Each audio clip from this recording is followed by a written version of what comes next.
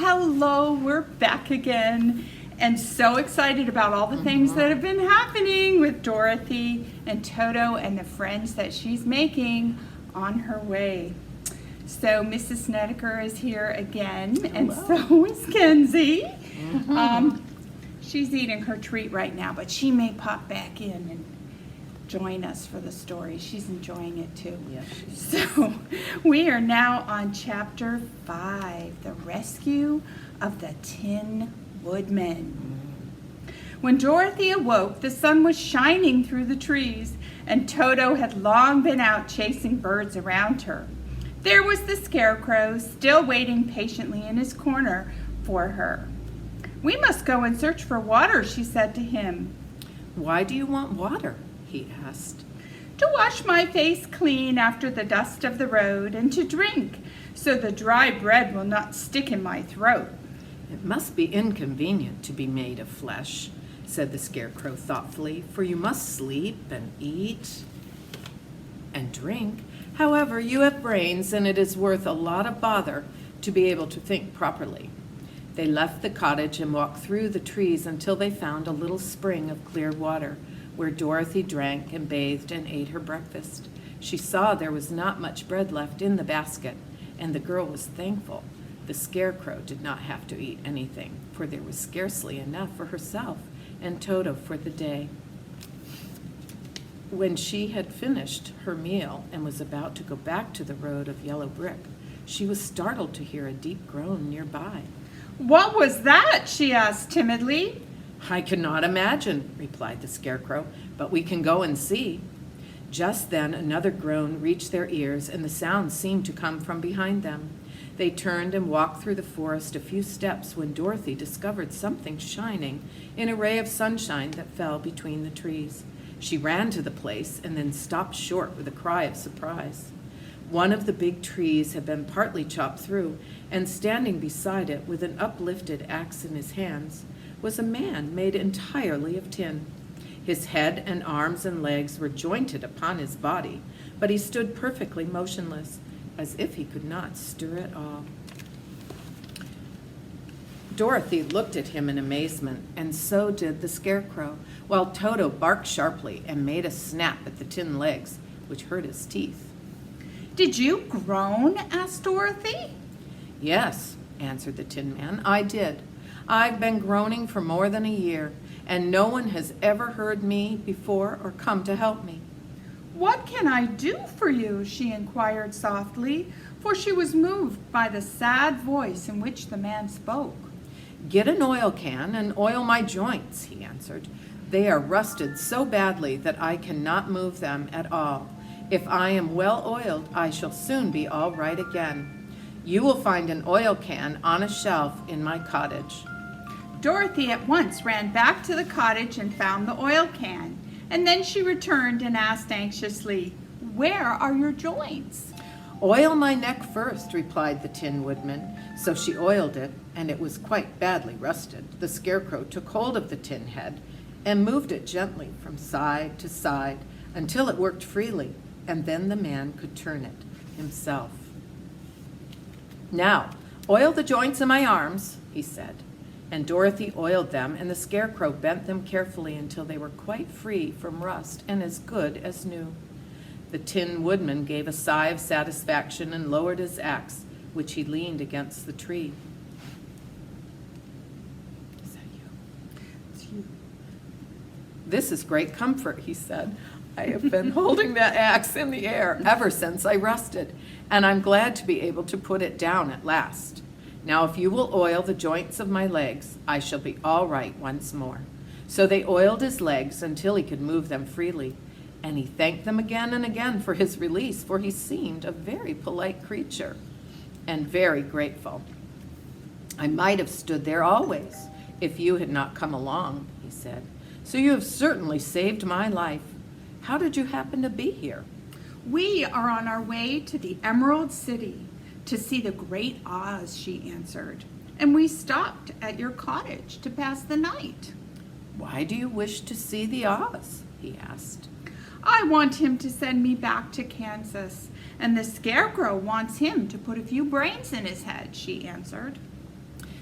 The Tin Woodman appeared to think deeply for a moment. Then he said, "Do you suppose Oz could give me a heart?"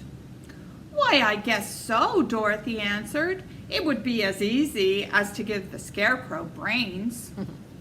"True," the Tin Woodman returned. "So, if you will allow me to join your party, I will also go to the Emerald City and ask Oz to help me." "Come along," said the Scarecrow heartily, and Dorothy added that she would be pleased to have his company. So the Tin Woodman shouldered his axe, and they all passed through the forest until they came to the road that was paved with yellow brick.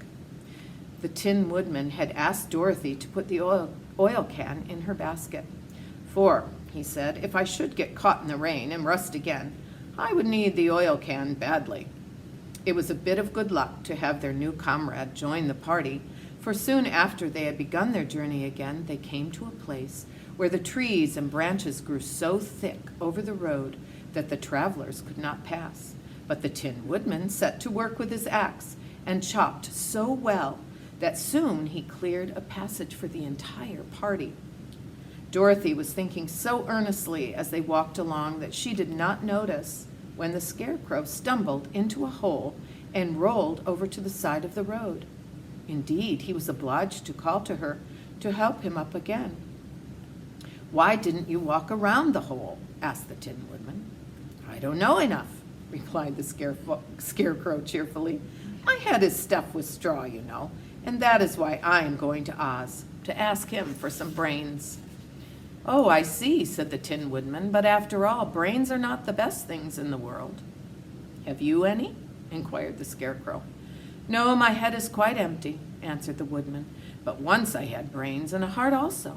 So having tried them both, I should much rather have a heart." "And why is that?" asked the Scarecrow. "I will tell you my story, and then you will know." So while they were walking through the forest, the Tin Woodman told the following story. "I was born the son of a woodman who chopped down trees in the forest and sold the wood for a living.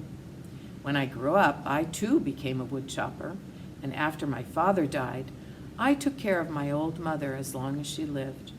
Then I made up my mind that instead of living alone, I would marry, so that I might not become lonely. There was one of the Munchkin girls who was so beautiful that I soon grew to love her with all my heart. She, on her part, promised to marry me as soon as I could earn enough money to build a better house for her, so I set to work harder than ever. But the girl lived with an old woman who did not want her to marry anyone, for she was so lazy she wished the girl to remain with her and do the cooking and the housework. So the old woman went to the Wicked Witch of the East and promised her 2 sheep and a cow if she would prevent the marriage. Thereupon the Wicked Witch enchanted my axe, and when I was chopping it away at my best one day, for I was anxious to get the new house and my wife as soon as possible, the axe slipped all at once and cut off my left leg. This at first seemed a great misfortune, for I knew a one-legged man could not do very well as a woodchopper. So I went to a tinsmith and had him make me a new leg out of tin. The leg worked very well, once I was used to it. But my action angered the Wicked Witch of the East, for she had promised the old woman I should not marry the pretty Munchkin girl. When I began chopping again, my axe slipped and cut off my right leg. Again I went to the tinner, and again he made me a leg out of tin. After this, the enchanted axe cut off my arms, one after the other. But nothing daunted, I had them replaced with tin ones. The Wicked Witch then made the axe slip and cut off my head, and at first I thought that was the end of me. But the tinner happened to come along, and he made me a new head out of tin. I thought I had beaten the Wicked Witch then, and I worked harder than ever. But I little knew how cruel my enemy could be. She thought of a new way to kill my love for the beautiful Munchkin maiden, and made my axe slip again, so that it cut right through my body, splitting me in 2 halves. Once more the timer came to my help and made me a body of tin, fastening my tin arms and legs and head to it by means of joints, so that I could move around as well as ever. But alas, I now had no heart, so that I lost all my love for the Munchkin girl and did not care whether I married her or not. I suppose she is still living with the old woman, waiting for me to come after her. My body shone so brightly in the sun that I felt very proud of it, and it did not matter now if my axe slipped, for it could not cut me. There was only one danger, that my joints would rust, but I kept an oil can in my cottage and took care to oil myself whenever I needed it. However, there came a day when I forgot to do this, and being caught in a rainstorm before I thought of the danger my joints had rusted, and I was left to stand in the woods until you came to help me. It was a terrible thing to undergo, but during the year I stood there, I had time to think that the greatest loss I had known was the loss of my heart.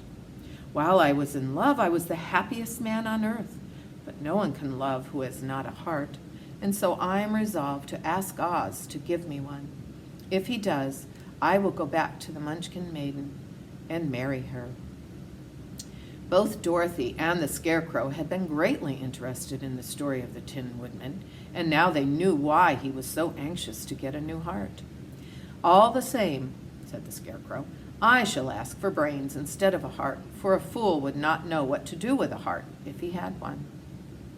I shall take the heart, returned the Tin Woodman, for brains do not make one happy, and happiness is the best thing in the world.